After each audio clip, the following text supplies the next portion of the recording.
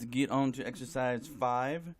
Running ourselves, please, as we move forward, box out your final answers, right? Box out your final answers, and please write neatly. As I said before, it doesn't have to be perfect, but there's no question what these digits are, and I'm asking you for that same level of penmanship. Exercise 5. A student has entered a 10.0 kilometer run, almost as weird as exercise 4. How long is this run in miles? And so what we're trying to get across here is you don't have to memorize a bunch of different information, a lot of it in terms of conversion factors, because a lot of times the information will be given for you to use like it is right here. And so I'm trying to convert kilometers into miles. Now, as I look through these statements of equality that I have here, I see none of them go directly from kilometers to miles. Kilometers, metric system. Meters, metric system. Miles, right? This is the empirical system, the English system. Yards, the English system. Yards, the English system. Well, here's meters. This is my metric system. So I'm going to have to go, just in general, from the metric to the English. Now, what's going to allow me to bridge that gap is this conversion right here. Now, in Gen Chem, I tried to make a big deal about this idea, and I hope we can see it in action here. Write down your units first. You follow the units. Do not pay attention to these numbers. They are not important for us at this moment. So, I start with kilometers. I remember from the first 2 exercises, I need to convert out of kilometers. What can I convert into according to the things that I know? I can convert into meters, right? So so I'll fill this in as I go. Start with 10.0 kilometers. I know that for every 1 kilometer, there are 1,000 meters. So kilometers are gone. Then I can go from meters to yards. I know I want to go from meters to something because I need meters to go away. Now I'm in yards. And I know for every 1 meter, there's 1.094 yards. Lastly, I'll go from yards into miles. 1760 yards in 1 mile. Yards cancel out. And notice how I led with the units. Dimensional analysis using the crosshairs.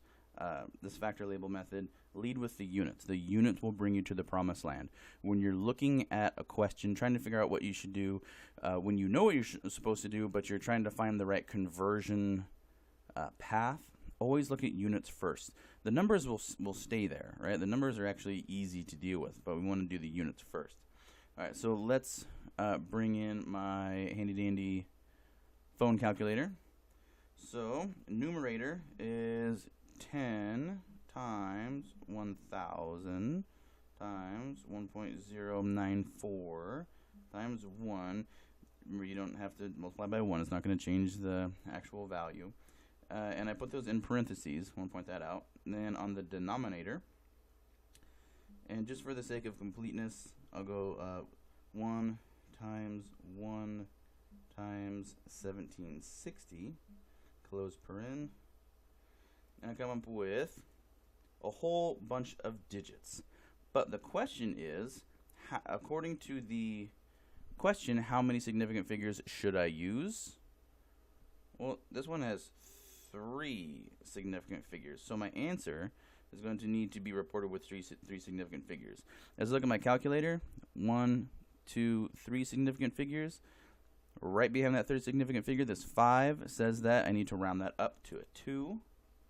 So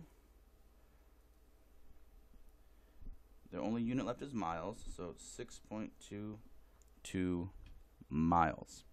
Now, for those of you who do not have a graphing calculator, and if you don't, I really hope that you get one.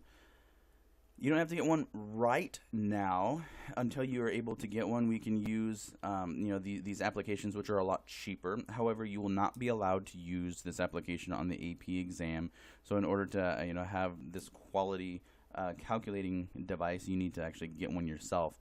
Now, when we get to that point, you might be able to check one out from a math teacher. But if you don't have either this application or an actual graphing calculator, you can still do these kind of long types of division. But this is what it's going to look like. Okay, a lot of people make this mistake. 10 times 1,000 times 1.094 times 1. Okay, that's easy enough. You're doing that as you go. But if I cannot put the entire denominator into parentheses, this is how you want to do it. You want to go answer divided by 1, enter. Alright, so I did that one. Now I'm going to go answer divided by 1, enter. And then answer divided by 1760, enter. You cannot say divide by 1, enter, times 1 times 1760. You're actually changing the actual function that you're supposed to be carrying out. So that's just a tip for those of you who are using the more simple scientific calculators.